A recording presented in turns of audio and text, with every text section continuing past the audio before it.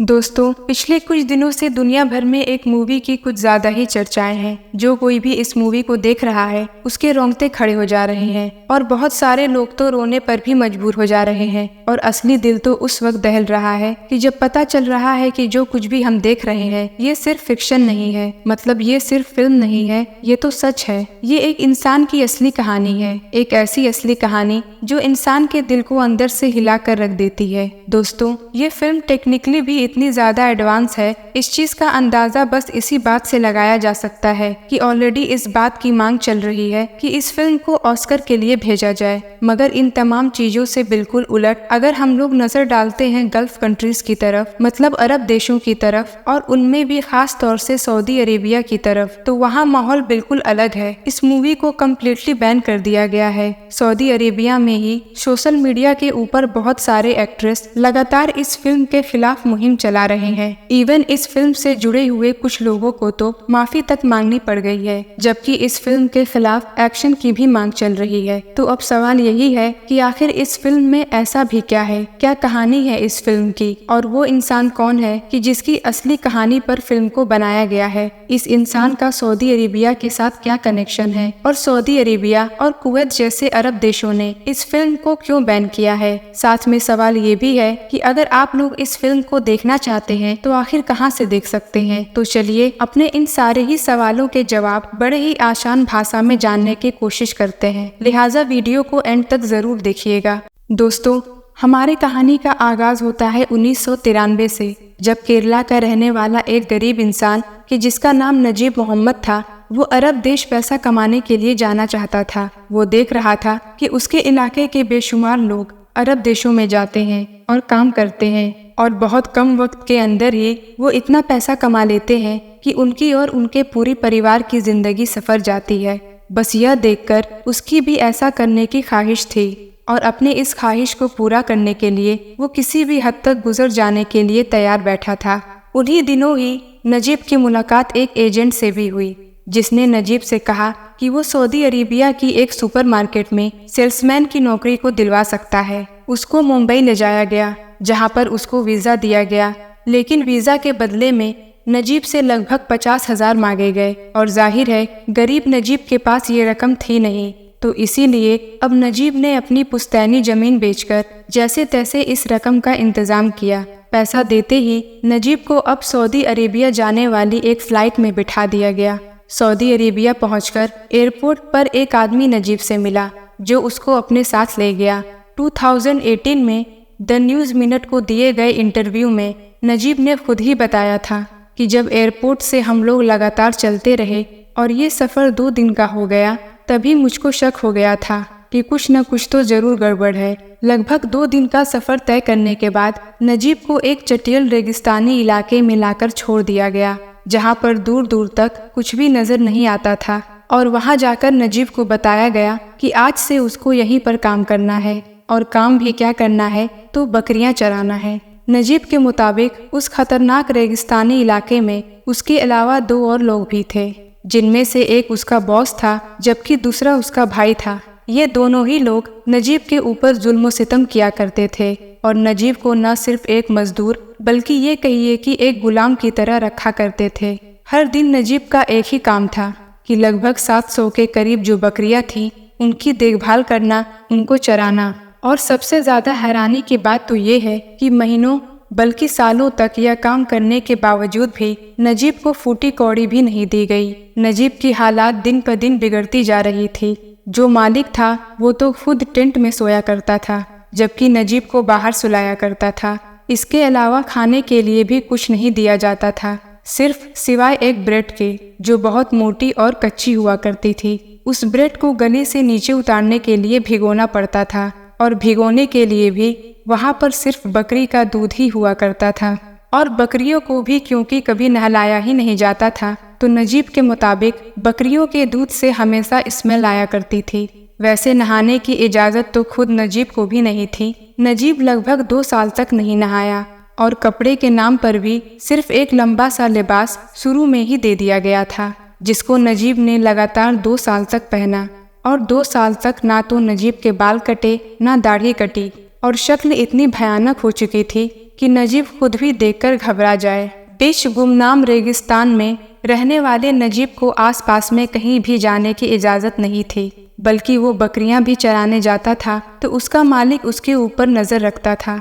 नजीब के मुताबिक उसको लगभग हर दिन मारा पीटा जाता था और अगर वो रोता भी था तो उसके आंसुओं को देखकर भी उसके मालिक को उसके ऊपर तरस नहीं आता था। नजीब से बेइंतहा काम लिया जाता था, बल्कि खुद नजीब ने एक बार इंटरव्यू में बताया था कि मुझे लगता था कि शायद मेरी ज़िंदगी अब यहीं पर ख़त्म हो जाएगी। जब मैंने अपना घर छोड़ा था तो मेरी बीवी प्रेग्नेंट थी और उन लोगों की भी कोई खबर मुझ तक नहीं पहुंचती थी। ऐसे ही हालात में लगभग 2 साल गुजर गए और साल 1995 आ गया। नजीब ने इस पूरे लंबे दौर में किसी से भी बात नहीं की, और बात करता भी कैसे, क्योंकि नजीब को तो अरबी ही नहीं आती थी। उसका मालिक भी नजीब से अरबी में ही बात करता था और नजीब इशारों इशारों में समझ लेता था, और अगर कभी उससे समझने में गलती हो जाती थी तो मालिक और मारता था। हालात से परेशान नजीब अब बस यही सोचता रहता था कि कब उसको मौका मिल जाए और वो वहाँ से भाग जाए। और आखिरकार एक बार वो दिन आ भी गया कि जब रात में उसका मालिक टेंट में सो रहा था और मालिक का जो भाई था वो भी वहाँ पर मौजूद नहीं था। मौका देखकर नजीब वहाँ से भागा, मगर जब भागा तब रास्ते में उसको कुछ समझ में नहीं आ रहा था, क्योंकि उस गुमनाम रेगिस्तान में हर दिशा एक सी थी, हर साइड एक सी ही दिखाई दे रही थी। लेकिन फिर भी नजीब ने हार नहीं मानी। वो भागता रहा और कई घंटे के बाद जाकर उसको एक पानी की धार दिखाई दी, जहाँ पर उसको एक और आदमी मिला। वो भी मलयाली ही था, यानी केरला का था। बातचीत करने पर पता चला कि वो इंसान भी बिल्कुल नजीब की तरह यहाँ पर आकर फंस चुका है। नजीब ने फिर से भागना शुरू किया और लगभग 1.5 दिन तक पैदल चलने के बाद उसको एक रोड दिखाई दिया, और रोड पर पहुंचकर जब उसने हर गुजरती गाड़ी को हाथ देना शुरू किया तो किस्मत से एक भले आदमी ने गाड़ी रोक भी ली। उसने नजीब की बुरी हालत पर जब नजर डाली कि मानो एक इंसान जान से जाने वाला है, तो उसने नजीब को लिफ्ट दी और वो उसको लेकर रियाद पहुंचा। रियाद पहुंचकर अब नजीब को वहां पर एक मलयाली रेस्टोरेंट मिला कि जहां पर उसको न सिर्फ खाना मिला बल्कि पहनने के लिए कपड़े मिले। बहुत सारे लोगों ने उसकी मदद की और रियाद में वैसे भी उसके कुछ जान पहचान के लोग थे जिनसे वो मिलने पहुंचा और उन लोगों से मदद मांगी। लेकिन आखिर बात यहीं पर अटक रही थी, और सबसे बड़ी परेशानी यही थी कि नजीब के पास ना तो पासपोर्ट था, ना वीज़ा था और ना ही बाकी कागजात थे, क्योंकि वो तो पहले ही उन लोगों की तरफ से छीन लिए गए थे जिन्होंने नजीब के साथ वो सब कुछ किया था कि जिसकी बात हम पहले ही कर चुके हैं। इसीलिए आखिर में नजीब ने परेशान होकर अपने आप को पुलिस के हवाले कर दिया। नजीब को लगभग 10 दिन तक जेल में रखा गया, लेकिन नजीब के लिए ये जो जेल में रहने वाले 10 दिन थे ये मानो किसी जन्नत से कम नहीं थे। ऐसा इसलिए था क्योंकि पुरानी जिंदगी से उलट यहाँ पर नजीब को खाने पीने की अच्छी चीजें मिल रही थी और सोने के लिए बिस्तर भी मिल रहा था। कुछ दिनों तक जेल में रहने के बाद सऊदी अरेबिया का जो एडमिनिस्ट्रेशन था, जो पुलिस सिस्टम था, उसको नजीब की कंडीशन समझ में आ गई और आखिर में फिर नजीब को इंडिया भेज दिया गया। नजीब जब अपने घर पर पहुंचा तो उसका वो बेटा कि जो रुखसती के वक्त माँ के पेट में मौजूद था वो अब 2 साल का हो चुका था। वैसे दोस्तों, मुमकिन है कि नजीब की ये कहानी मेरी ज़बान से आप लोगों को नॉर्मल ही लगी हो, लेकिन मूवी में इसको जिस तरीके से दिखाया गया है, जितनी डिटेल से फिल्माया गया है, वह यकीनी तौर पर आप लोगों को हिला कर रख देगा। शायद यही वजह है कि नजीब की असली कहानी पर बनने वाली यह नई फिल्म कि जिसका नाम द गोट लाइफ है, इसमें ना तो कोई बड़ा सुपरस्टार है और ना ही यह किसी बड़े प्रोडक्शन में बनी है, मगर उसके बावजूद भी ये इतनी ज़्यादा पॉपुलर हो चुकी है, इतनी ज़्यादा कामयाब हुई है, और ना सिर्फ इंडिया में ही बल्कि इंटरनेशनल लेवल पर। बाकी जैसा कि मैंने पहले ही मेंशन किया कि टेक्निकली भी इस मूवी को इतना ज़बरदस्त तरीके से बनाया गया है कि मूवी देखते वक्त एक लम्हे को आप भूल ही जाएंगे कि ये मूवी देख रहे हैं या फिर सब कुछ आपकी नज़रों के सामने असल में हो रहा है। खास तौर से नजीब का कैरेक्टर करने वाला जो एक्टर है, उसने तो ऐसे ज़बरदस्त तरीके से एक्टिंग की है कि खुद नजीब भी मूवी को देखकर हैरान हो गए होंगे। अब दोस्तों, जहाँ तक मामला सऊदी अरेबिया का है, तो जैसा कि हम जानते हैं कि हर सिक्के के 2 पहलू होते हैं। इस बात में कोई शक नहीं है कि लाखों बल्कि करोड़ों मजदूर और गरीब लोगों ने सऊदी अरेबिया जाकर अपनी ज़िंदगी बनाई है। लेकिन इसके बिल्कुल उलट हज़ारों या लाखों के तादाद में लोग ऐसे भी हैं कि जिनकी कहानी नजीब से कुछ ज़्यादा अलग नहीं है। दुनिया के बाकी देशों की तरह सऊदी अरेबिया में भी रहने वाले बेशुमार लोग बहुत अच्छे हैं जो आपकी हर तरह से मदद करेंगे, और इसके बिल्कुल उलट बहुत सारे लोग हद से ज़्यादा जालिम और ख़राब भी हैं, जैसे कि नजीब के केस में है। बाकी हाँ, यहाँ पर जानकारी के तौर पर एक और चीज़ आपको बताते चले कि अभी 1 सेंचुरी पहले दुनिया भर के बहुत सारे इलाकों में गुलामी का कल्चर हुआ करता था। लोगों को गुलाम बनाकर रखा जाता था और उनसे हर तरह का चाहते हुए भी या ना चाहते हुए भी काम करवाया जाता था। दुनिया के जिन कुछ इलाकों में यह कल्चर सबसे ज़्यादा था, उनमें एक सऊदी अरेबिया भी था।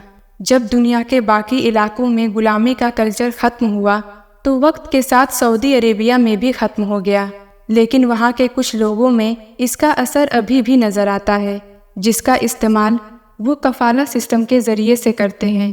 दरअसल कफ़ाला एक ऐसा सिस्टम है कि जो गल्फ़ कंट्रीज़ में पिछली सदी में ही इंट्रोड्यूस करवाया गया था।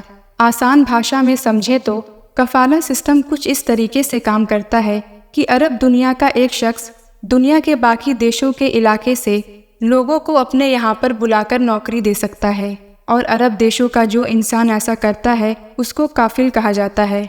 गवर्नमेंट की तरफ से इस कफील को परमिट दिया जाता है, मतलब इजाज़त दी जाती है कि आप दुनिया के बाकी देशों से लोगों को नौकरी के लिए बुला सकते हैं, उनको स्पॉन्सर कर सकते हैं।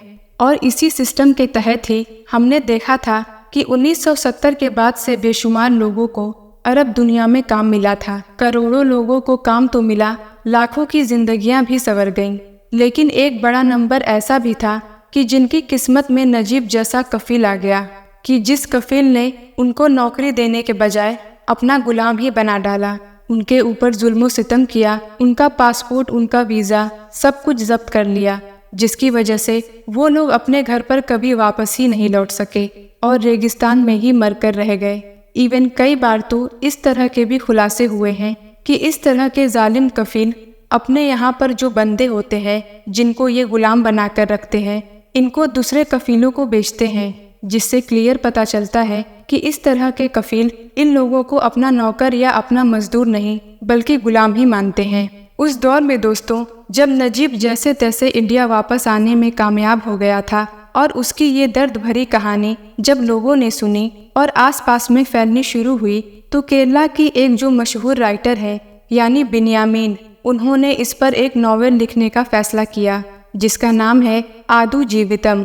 यह नॉवेल इतनी ज़्यादा मशहूर हुई कि बहुत जल्द ही इसको और भी बहुत सारी ज़बानों में ट्रांसलेट किया जाने लगा, और फिर 2019 और 2020 का दौर आते आते तो इस नॉवेल के ऊपर फिल्म बनानी भी शुरू कर दी गई, मगर अलग अलग वजहों से वो फिल्म डिले होती गई और आखिरकार मार्च 2024 में आकर रिलीज हुई, जिसको आज दुनिया में द गॉड लाइफ के नाम से भी जाना जा रहा है। अचानक एक बार फिर से इस मूवी को दुनिया भर में और स्पेशली अरब देशों में चर्चाओं में आने की वजह ये है क्योंकि अभी कुछ दिन पहले ही यानी जुलाई के महीने में इसको नेटफ्लिक्स पर रिलीज किया गया है। वैसे इंटरेस्टिंग बात ये है कि मार्च में ये मूवी रिलीज हुई थी, तब यूएई को छोड़कर बाकी सभी गल्फ कंट्रीज ने इसको बैन कर दिया था। हालांकि बाद में फिर धीरे धीरे सऊदी अरेबिया और कुवैत को छोड़कर बाकी देशों ने बैन हटा दिया था। सिर्फ मूवी ही नहीं बल्कि जिस नॉवेल के ऊपर इस फिल्म को बनाया गया है उस नॉवेल को भी उस दौर में इन अरब देशों की तरफ से बैन कर दिया गया था। वैसे तो इस वक्त अगर आप लोग अरब दुनिया के सोशल मीडिया पर नजर डालेंगे तो जैसा कि मैंने शुरू में ही बताया कि इस मूवी के खिलाफ बहुत सारी मुहिम चल रही है, इसका बायकॉट किया जा रहा है और ये मैसेज दिया जा रहा है कि ये मूवी हमको रिप्रेजेंट नहीं करती है, ये रेड लाइन है और ऐसा कुछ भी नहीं है। लेकिन एक सच्चाई ये भी है कि पिछले कुछ वक्त से देखा गया है कि सऊदी अरेबिया की गवर्नमेंट कफाला सिस्टम को लेकर एक्टिव नजर आ रही है, यानी उसमें बहुत सारे चेंजेस कर रही है और अगर उसी की भाषा में कहें तो वह इसमें सुधार कर रही है ताकि आने वाले दिनों में जो लोग भी इस कफाला सिस्टम के तहत सऊदी अरेबिया में काम करने के लिए जाएं तो उनको इस तरह की चीजों का सामना न करना पड़े।